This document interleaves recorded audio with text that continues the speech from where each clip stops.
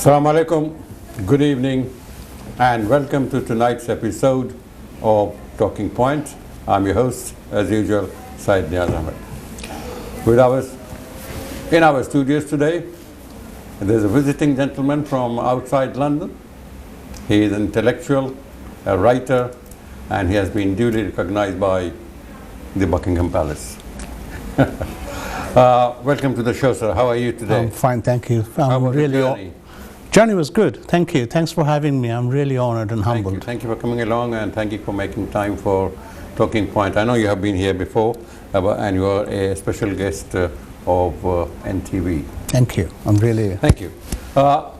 Considering the date today, 13th of August, and also a lot of things happening these days all around the world, we have selected Bangladesh, and we want to talk about the developments that have taken place over the years.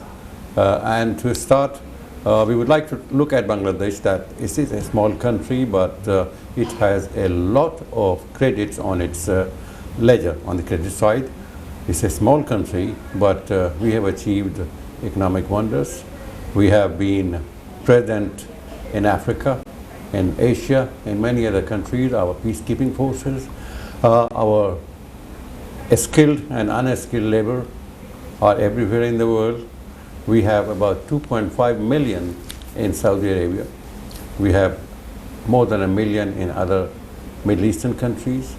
We have made our presence in UK, in United States, and in Canada, and in some countries including United Kingdom and the Middle East. Bengali is the second language widely spoken. This is a lot of credit, isn't it, Mr. Chaudhary? It is, certainly is. I mean, it makes me immensely proud that I am from the Bengali origin. My race is Bengali. Just to give you an example and some information is, Bengali is the third largest ethnic group in the world. After the Huns, the Chinese Hans and the Arabs, Bengali is the third largest ethnic group. So it speaks volume. The Bengali language is the 7th largest spoken language in the world. So it certainly makes me immensely proud that I am a Bengali, and of course we have so many attributes. I mean, I can talk for hours and just to give you. We'll only talk for an hour today. Yes, I know, but saying that, I mean, the contribution of the Bengali race in this stage of the world stage is enormous. I mean, from the antiquity actually. Right, right. We have not only that, the economic achievements, we have not only achieved that, but we have also achieved a decent form of government. Democracy has taken roots, and periodically we have elections. Governments are chosen by the people. Now, this is something that was denied to the country for many years by the previous regime, previous rulers that ruled before 1971. We're not going into the details because we won't have time, but this country was born after a long-drawn, only 9 months, but long-drawn liberation war. And well before 1971, it all started from 1948, 1952, and then 1971 was the culmination of the efforts to establish Bangladesh, a country for the Bangladeshi people. Our guest today has a background in army, and he has seen action later after the liberation war, because he was very young to take part in the liberation war at that time. I was very young, yes. But he has witnessed the war. Mr. Chaudhary, do you remember a few things about the liberation war? Yes, I do. I remember liberation war like a broad daylight. It just unfolded in front of my eyes. I was only 11 years old. And Too young to take part, but not too young to take part, but that didn't stop me taking part whichever way I could. I mean, I was a helper of the nurse in Agartala GB hospital, where all the freedom fighters were treated, and there was a ward called Joy Bangla ward. So my aunt was an MP of Awami League, Professor Mumtaz Begum. Sadly, she just passed away during the COVID from Koshba in Brahmanbaria. She's a very tall leader, and I don't know why. I mean, this is the month of mourning, and I have a lot of respect and homage to pay for the leader of our nation, the father of the nation. I mean, my heart goes out to the family and the two sisters, our Honorable Prime Minister and our younger sister, how they're coping with this great loss. It just makes me so saddened, you know, to even contemplate thinking of the magnitude of loss that they had to endure for the cause of Bangladesh. And to live with it. Live with this, absolutely. This history of sadness. Yeah. The nation, it's a national loss, but for them it is more than just national. Oh, it is. It is an enormous loss for them to carry on with their life, to bear this great loss. And but alhamdulillah, they have done very well. Oh, they have. I mean, my hat's off to them. The way they're standing tall in the society, in the world stage, is huge credit. And after all, they're the daughter of the father of the nation, Sheikh Mujibur Rahman, the tallest Bengali that we have ever seen in our life. I mean, it's just, you know, it keeps on reverberating in my mind's eye every time I think about it. But sadly, the perpetrator man only twice. I have met him twice as well. First time I met him was when he went to Sylhet in January 1972, immediately after the independence. And I was standing there at 11, just going to be 12-year-old scout of Sylhet Aided School. I didn't have the proper uniform because we couldn't afford to buy a uniform. I just had a scarf and normal dress. And I saw him for the first time, very close to the stage. But sadly, that day he couldn't deliver his speech because there was some problem with the PA equipment. That's the first time I saw. And second time I saw him in 1973 when he visited Chuadanga, where my father was at the time the acting wing commander of 4 Bangladesh Rifles. So we were standing, all the officials and the subdivision, that was subdivision at the time. So the father of the nation, after his speech, he went in, had a bit of a chat, and whilst climbing the aircraft, he crossed and shook hands with everyone, and he put a pat on my head. I mean, so was Sheikh Kamal, you know, he was with him, and that was the two opportunities. That was the inspiration. That was the inspiration, and that was something I always cherish. I always cherish. So what I was saying, the Liberation War, my aunt, Professor Mumtaz Begum, she was one of the organizers, worked very closely with Khalid Musharraf, with Sector 2. In fact, where Khalid Musharraf was injured, opposite Koshba station, it was a stone throw from my aunt's ancestral home. Their house is the first house as you come from India, cross the level crossing, and the first house on the left. So she organized us to go to Agartala GB hospital to help the nurses. I mean, there were hundreds of freedom fighters injured. Some of them don't have limbs, some of them don't have eyes. This scenario is so painful. I mean, it really. So we used to go there and help the nurses, help them give the medicines, read the newspapers. I was only 11 years old. And then my contribution was from the refugee camp that we were living at the time. we organized, the students and the elderly organized a cultural team. So we used to go to various youth camps, freedom fighter youth camps and freedom fighter training centers, to go and sing a patriotic song, stage a drama, mini dramas. And the last one we did was in Melagor, and that time Khalid Musharraf wasn't there, but Major Haidars and others were there. So it was a big achievement for me. And the last leg of the Liberation War, October, November, December, I was myself and the present Law Minister Anisul Haq, we used to be in the same camp. Shannon and Shannon's younger brother is Ronnie. Sadly, he has passed away. He's a very great friend of mine. So we were asked to go out to various local refugee camps and to Agartala town center. We used to distribute Joy Bangla newspaper to the public of Indian public, so that to create a sentiment towards the liberation war. Who was behind that newspaper? Sheikh Fazlul Haq Moni was he used to come. We used to call him Moni Mama. He used to come to our refugee camp with his CJ6 Kaiser Jeep and offload all these newspapers to us and give us 20 rupee.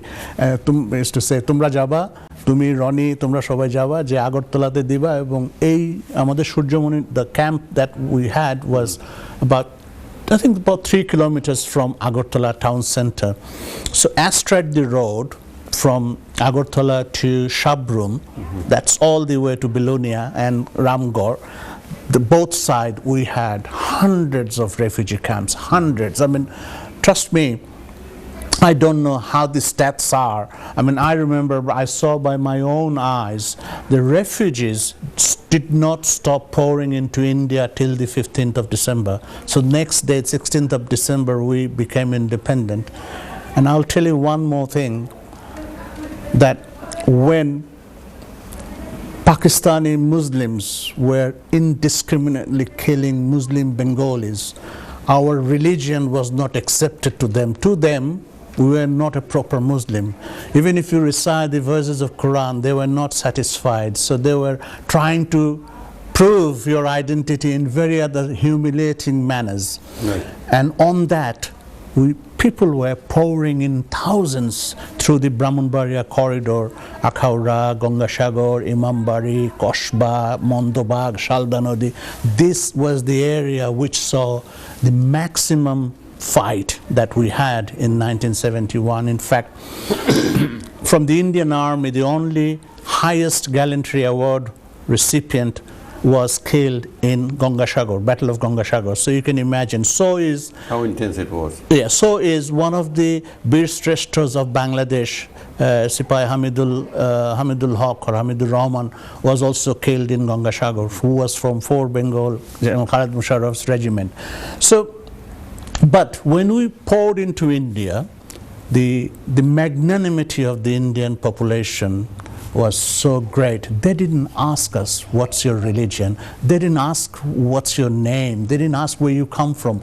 All they gave us is shelter, food, clothing, pillows, beddings, and everything. So I just thought that was perhaps the most important lesson that I've learned in my life, that when religions, race, and everything fail, it is the humanity that triumphs.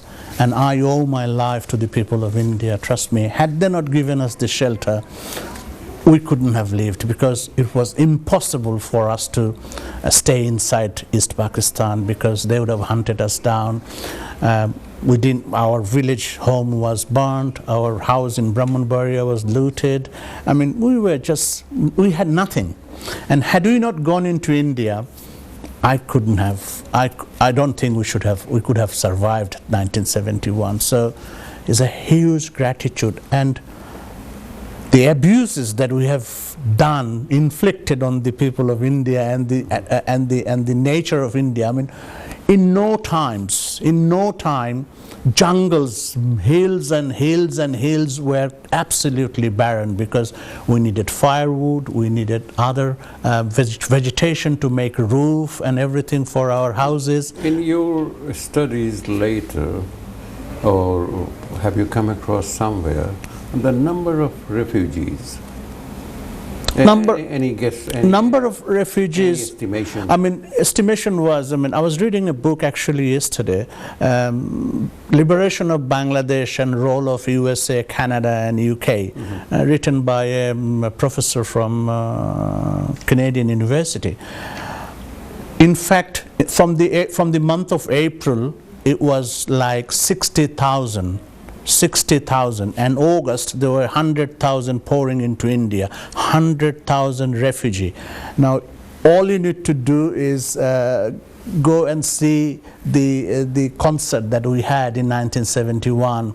This song sang by the Beatles and others, Joshua Road. It just epitomizes. So, even if the guess and the estimation is 10 million, but to me it has to be more than 15 million. As I remember, on the 15th of December, we saw the refugees were pouring into Agartala, and in Tripura, the total indigenous population of Tripura was 3 million in 1971, and we were double that amount. There are about 5 to 6 million Bengalis from East Pakistan. So, and this you're talking about the eastern borders. Eastern borders. What about the western border? Just imagine the southern border. Imagine Calcutta. Imagine the whole of the Nodia, whole of the Jashore, Khulna, Rajshahi, Bogura, Dinajpur, Rangpur, all the way to Sylhet, Meghalaya, and Assam. I mean, I can't believe the help, the humanitarian help India has rendered for our liberation war.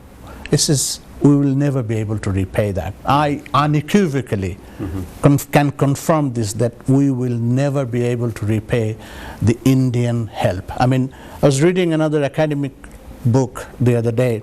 It said it was costing India 200 crore every week.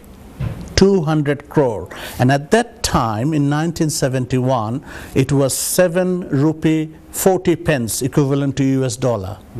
So you are looking at, just for refugee, it should be about 60, 70 billion dollars.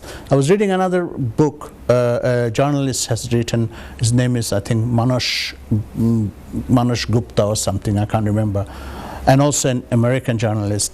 It says the cost of 1971 Indian cost, including the mobilization of the army, you can imagine it was in excess of 250,000 people from the Indian army. They were ready to come inside, and they were helping us from day one. So the reading, the finding I saw, okay, that sir, is 100 billion US dollar that cost. Break, and thank you. To take a break. Thank you. And when we come back, we'll definitely talk about this huge liberation war that has left a mark on the world history. We would like our viewers to watch a short clip of Bangabandhu's 7th March address at Racecourse. Can we have that, please? এবং তোমাদের যা কিছু আছে তাই নিয়ে প্রস্তুত থাকো। মনে রাখবা, রক্ত যখন দিয়েছি, রক্ত আরো দেব। এই দেশের মানুষকে মুক্ত করে ছাড়বো ইনশাআল্লাহ। এবারে সংগ্রাম আমাদের মুক্তির সংগ্রাম। এবারে সংগ্রাম স্বাধীনতার সংগ্রাম। Welcome back. We were watching Bangabandhu Sheikh Mujibur Rahman's speech that was delivered on 7th of March at Racecourse, Ebare Sangram, Mukti Sangram. This speech in itself, whatever the words that he used, in itself is an epic. It has been recognized by UNESCO. It is compared to Abraham Lincoln's Gettysburg Address, and I have an ex-army officer with me today, and I would like him to comment on this briefly. Thank you. 7th March is the culminating point. This speech in itself, it's much bigger than the Gettysburg Address. It is, this actually has epitomized the Bengali nationalism. It energized the 75 million Bengalis on that day. And this was the most scary thing that the world has ever seen, the rise of Bengali nationalism, the rise of having our equal rights. And you see, the speech in itself is very democratic. It was not to enrage or to go into the path of destruction. All the leader has said is, this is what we will do in order for us to achieve our equal rights. So, I mean, I don't think anybody in the world could do this, spark, ignite the magnitude of the urge for people to actually have their independence, have to the urge to come out of the shackles of the racism basically. The Punjabis were really rude in that way. To them, the Bengalis are kala hai, chota hai, badbu aata hai. This was absolutely a racism. So, and to them, the ironical thing was, we were not good enough Muslims, and that is what it boils down to. The rise of Bangladesh, the genesis of Bangladesh actually was sowed on that day, on the 7th of March, and from there it was unstoppable. Sure. The ocean gates, the floodgate of protests were opened, broken, and that saw us on the 16th of December. You know, a lot of people who have analyzed this speech, they say that he said everything. Yes, but he did not say. No. And that is the beauty of this. See, Eibare Sangram, Mukti Sangram. Yes. Eibare Sangram, Sadhinata Sangram. What else do you need? Yet, people wanted him to say more. No, but yes, of course. He said everything. But he did not. He said, this revolution is for emancipation. This revolution is to rise, not to. It's not French Revolution to go and storm the Palace of Versailles. No, he was not calling for that kind of thing. He was saying that whatever has happened with us, we will rise. We will rise to the pinnacle in order for us to achieve our equal rights. And as you have very rightly said, that this speech was the basis of the freedom. Yes. This speech was the basis of the liberation. Yes. And people achieved it. Yes. While he was in prison. Yes. He had mobilized the nation. And on that note, I'll tell you another story. In 1986, January, I was in Bangladesh Army at the time, and we had a study period in Bogura cantonment on Bangladesh Liberation War, Battle of Hilli, which is not far from Bogura, yes. And that was the first time I was asked by my commanding officer. Sadly, he's passed away. Great respect for him. He said, Imran, can you organize this study period? You know Liberation War like a back of your hand. So the first time, the study period started with this speech. I came to Dhaka, went to stadium, got this copy and played it, and that was the first time after his assassination in any cantonment, first time the speech of 7th of March was played. And I had to take a lot of stick for it, because you know those times there were a lot of gymnastic officers who were very anti. So yeah, things have changed, you know. People have changed their colors now. They do. You and I have seen yes. in this world what happens. See. Now, let us talk a little about Bangladesh itself. See, Bangladesh is a small country. It has an area of 143,998 square kilometers. See. The population of 2009, that was the last census, I think it has about 162 million. But which I'm sure that has gone up by several millions. See. We have 6 rivers, see, meandering through the entire country. The country, as we were talking about emancipation and rule by foreigners and all that, it has been ruled by foreigners for hundreds of years. The Mughals, the others, and then came the East India Company. Yes.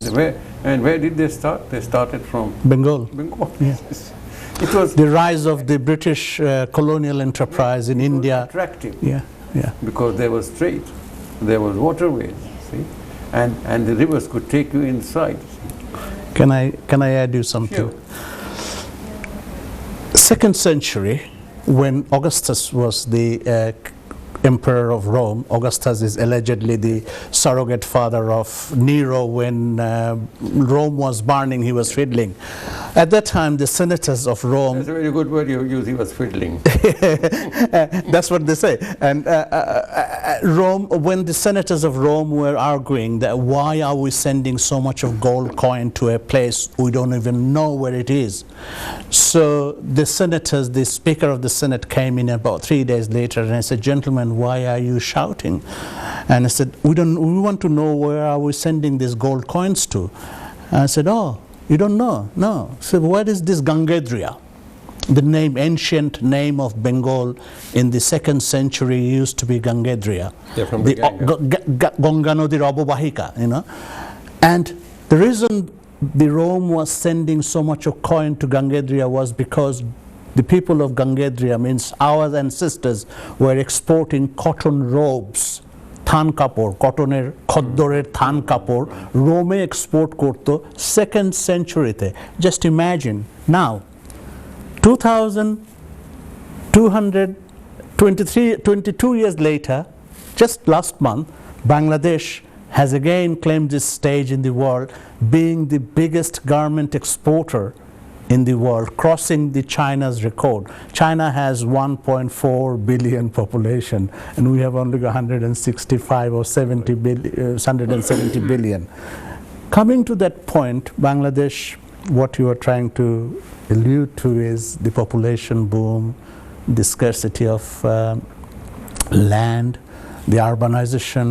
Yes, it is going to be a big problem for us.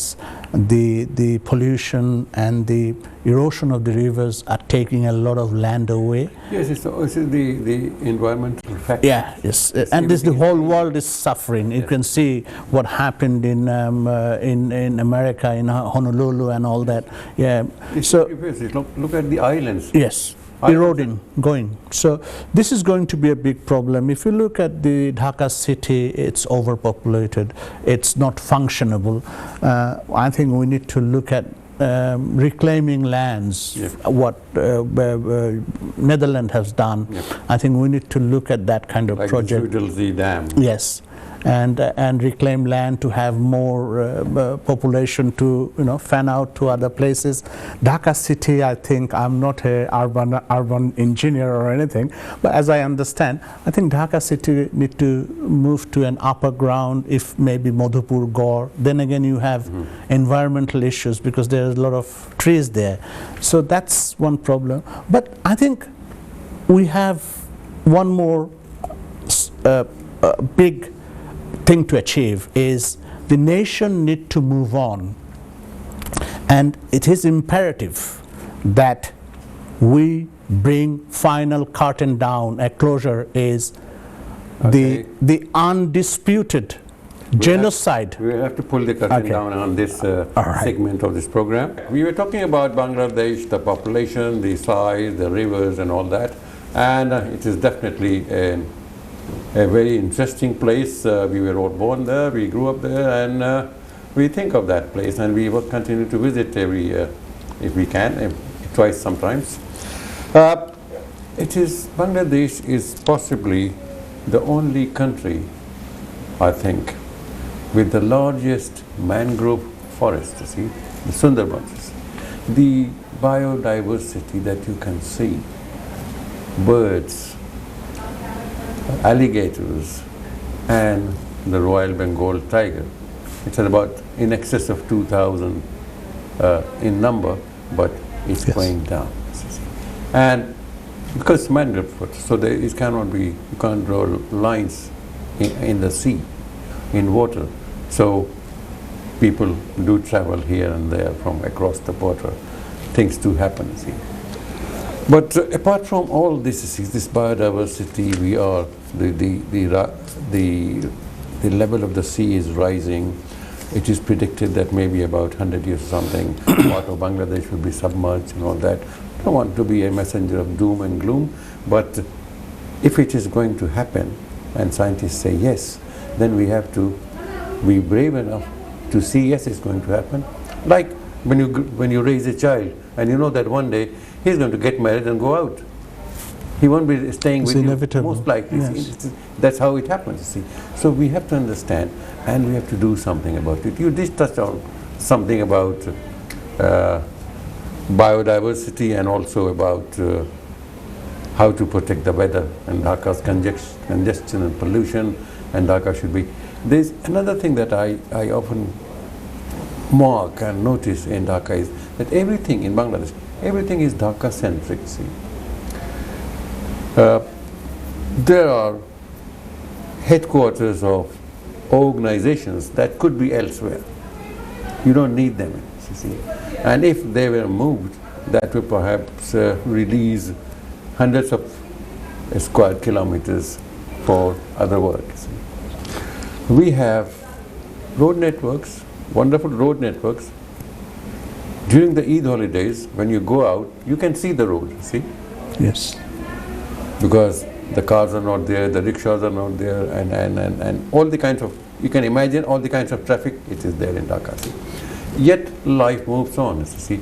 It might take 3 hours to travel a distance of 10 kilometers, but people get there in the end, see. And that's what I saw in my last visit earlier this year.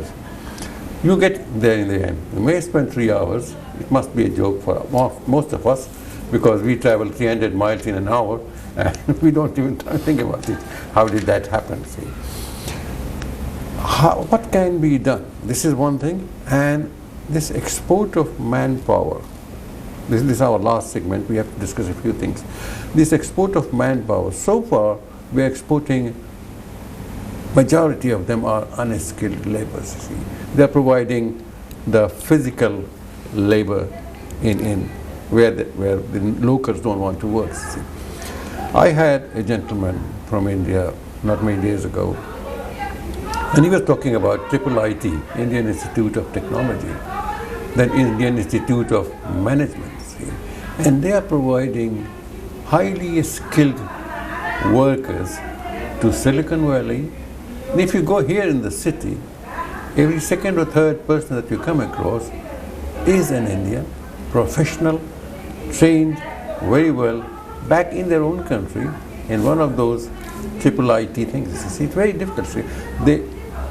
Hundreds of thousands of students take the entrance exam every year, and they select only 30. Yeah. So you can see the quality that is selected. Can we do something about it? Can I come back to your first point about the pollution, the traffic, the centralization? I'm an optimist. I have lived my life with optimism, and I believe in one thing is Bengalis are very strong a nation. We are paying for someone else's fault. Right. The industrialization in the Western world has created this mess for the eastern hemisphere or eastern part of. So Southern hemisphere. Yeah, so southern hemisphere. The onus lies with someone else, basically. But to understand and to contemplate with the problem that we have in our hand, I'm sure the country and the countrymen and my fellow brothers and sisters will rise up to this occasion when it comes to that stage, and we will be able to repair it. We have to plan, and I'm sure the leadership has a lot of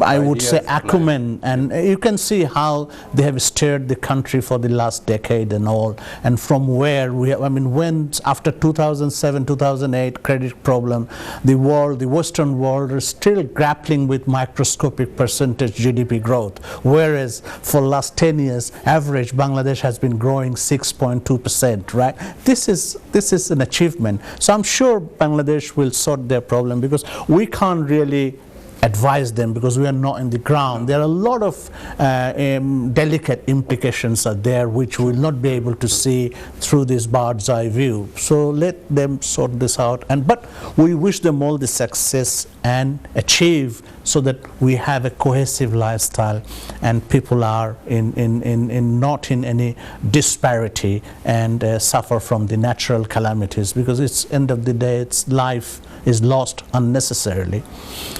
The other point is technologically, yes, I think we need to, we have the best relation with India now. So our Prime Minister or our Education Ministry should talk to India to replicate at least one or two IIM, isn't it? Indian Institute, IIT. Yeah, IIT, so that our boys and girls can understand. And believe you me, we have brilliant boys. Absolutely. Brilliant. So that will be there. But I think above everything, I think deep down, I would reiterate one fact on the liberation war is the genocide which was perpetuated in Bangladesh by the heinous Pakistan army, for which we need to bring them to the book. We ought to make sure the world recognizes this as genocide. The Pakistan must apologize to the nation of Bangladesh.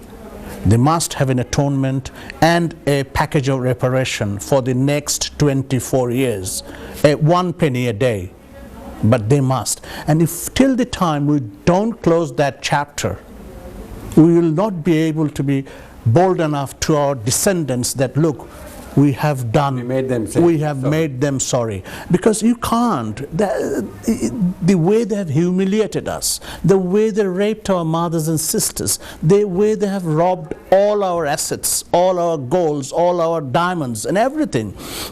I was reading a book in Justice Hamdur Rahman's inquiry.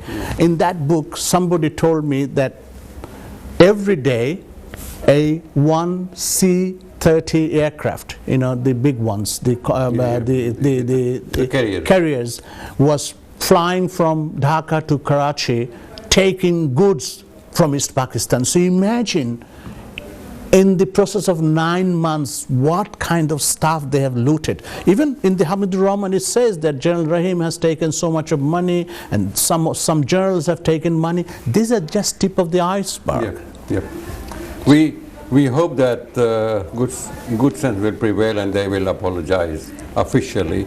I've been working on that too, you see, with my connections with the former Prime Minister of Pakistan, Imran Khan. Okay, right. Now we see this picture. This is a very rare picture. We can see Bangabandhu Sheikh Mujib.